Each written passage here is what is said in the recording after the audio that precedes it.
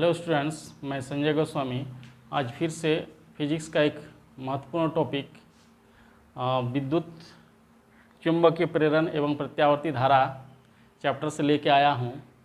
Power in AC circuit यानी प्रत्यावर्ती परिपथ पे शक्ति, प्रत्यावर्ती परिपथ में शक्ति का जो व्यंजक होता है, इसके लिए आज हम लोग कुछ ट्रिक्स से इसको सॉल्व करेंगे और बहुत ही महत्वपूर्ण है ये इस बार की परीक्षा के लिए भी।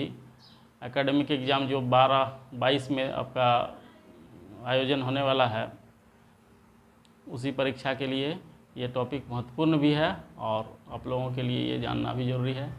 देख लीजिए ये किस तरह से हम लोग इसको व्युत्पन्न करते हैं शक्ति का व्यंजक।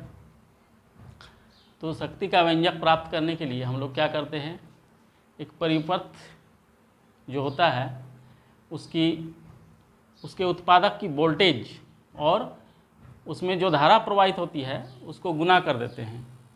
तो धारा और वोल्टेज के गुणनफल को शक्ति के रूप में परिभाषित किया जाता है, जो आप लोग जानते हैं। इसलिए मैंने यहाँ पावर P = E × I लिख रखा है। अर्थात किसी परिपथ की जो शक्ति होती है उसकी वोल्टेज और उसमें प्रवाहित धारा के गुणनफल के बराबर होती है। तो इसको मैंने इस तरह से लिखा है, किसी परिपथ में उत्पादक द्वारा तत्कालिक शक्ति की आपूर्ति उत्पादक के वोल्टेज और प्रवाहित धारा के गुणनफल के समान होता है। अर्थात P = E × I। आप लोग जानते हैं E = तात्क्षणिक voltage E0 sin ωt + ϕ और तात्क्षणिक धारा I बराबर क्या होता है I0 sin ωt। अब इन दोनों रिजल्ट को हम क्या करते हैं, मल्टीप्लाई कर देते हैं। तो मल्टीप्लाई अगर करते हैं तो आ जाता है आपका I0 E0 sin ωt + ϕ × sin ωt। इस प्रकार अब क्या करते हैं, sin ωt + ϕ को विस्तार कर देते हैं। यानी आप लोग पढ़े होंगे 11 क्लास में sin A + B का formula, sin A × cos B जोड़ cos A × sin B। तो इसको इस प्रकार से लिखिए, sin ωt × cos ϕ + cos ωt × sin ϕ। और ये sin ωt को इधर लिख दीजिए आप आगे तरफ, यहाँ लिख दीजिए I0 E0 sin ωt। इस प्रकार लिखिए, ठीक। अब इसको थोड़ा सा मल्टीप्लाई भी कर दीजिए। तो मल्टीप्लाई करने के लिए हम लोग जैसे बीजीय व्यंजक का मल्टीप्लाई करते हैं उस प्रकार कर देंगे। P = I0 × E0 sin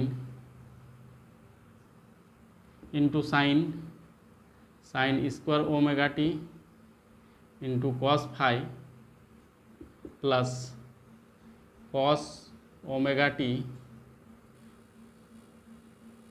× sin ωt × sin ϕ। इस प्रकार स्टूडेंट्स, तो इस प्रकार के लॉन्ग क्वेश्चन आंसर फिजिक्स का जानने के लिए हमारे चैनल को लाइक करें, शेयर करें एंड सब्सक्राइब करें। यदि आप हमारे चैनल पर नए हैं तो चैनल को सब्सक्राइब करके बेल आइकन को दबा दें, ताकि जब जब मैं नया वीडियो अपलोड करें सबसे पहले नोटिफिकेशन आपको मिले। तो फिर से हम लोग आ रहे हैं स्टूडेंट्स अपने मुद्दे पर कि प्रत्यावर्ती परिपथ की जो शक्ति होता है वो हम लोग किस प्रकार से आसानी से ज्ञात कर सकें। तो आप यहाँ देख रहे हैं कि sin ωt + ϕ को सॉल्व करने के बाद मैंने क्या किया, sin ωt के साथ पूरे मल्टीप्लाई कर दिया व्यंजक को। अब आप लोग जानते हैं एक पूर्ण चक्कर के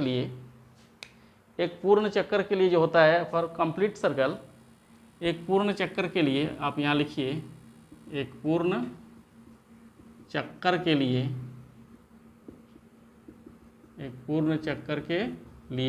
sin ωt T into cos omega T बराबर 0 होता है। Sine omega t into cos omega T बराबर क्या होता है? 0। यानी इसका औसत मान, या इस प्रकार भी लिख सकते हैं, इतना का औसत मान, इतना का औसत मान 0 होता है, 0 होता है, तथा साइन स्क्वायर ओमेगा टी का मान 1/2 होता है। इस तरह लिख दीजिएगा। तो साइन ओमेगा टी का मान, साइन स्क्वायर ओमेगा टी का मान हाफ होता है, और sine omega t into cos omega T का औसत मान क्या होता है? 0। अब ये दोनों मानों को आप यहाँ बारी बारी से पुट कर दीजिए ऊपर व्यंजक पर। तो अगर इसे हम पुट कर देते हैं तो P equal to I0 E0 sine square omega t into cos phi रह जाता है, और ये पूरे टर्म आपका 0 हो जाता है। अब I0 E0 इसका भी मान आप रख दीजिए हाफ, यहाँ पे हाफ रख दीजिए, तो 1/2 इस प्रकार आ गया। तो 1/2 1/2 I0 E0 यानी I0 E0 भी बोल सकते हैं, कॉस फाई। ये देखिए इस प्रकार ये व्यंजक हमें मिल गया। अब इस वैल्यू को हम लोग क्या कहते हैं? ERMS और IRMS, यानी P जो औसत शक्ति है इसको PRMS भी आप बोल सकते हैं, ERMS गुना IRMS कॉस फाई। यानी आप इसको ऐसे भी लिख सकते हैं, I0 1/√2 into E0 1/√2 cos phi. I इसको बोलते हैं RMS, जैसा कि आप लोग पढ़े हैं पहले, इस चीज़ को IRMS बोलते हैं, और इसको क्या बोलते हैं? ERMS into cos phi. तो ये आपका हो गया प्रत्यावर्ती परिपथ के शक्ति के लिए व्यंजक, या इसको आप लोग इस तरह से भी बोल सकते हैं कि किसी प्रत्यावर्ती परिपथ की जो शक्ति होती है वह रूट मीन स्क्वायर धारा और root mean square voltage into cos phi के गुणनफल के बराबर होता है।